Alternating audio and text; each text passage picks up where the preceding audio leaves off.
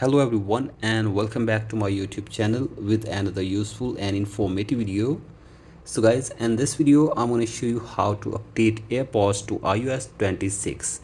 So guys, if you want to update your AirPods according to your software update, that is iOS 26, here I will show you how can you do this. So guys, this is very basic and simple. You can easily do this.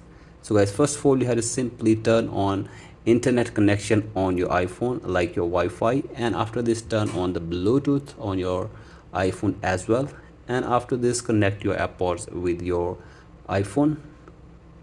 So guys, simply open the case of your AirPods and connect your AirPods with your iPhone. So guys, wait here for some seconds, and now here you can see this, the AirPods are connected.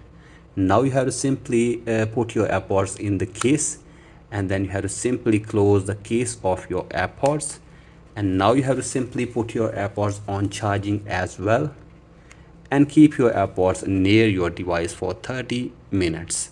So guys, you have to simply keep your AirPods with your device for 30 minutes, and after this it will be updated to the iOS 26 version.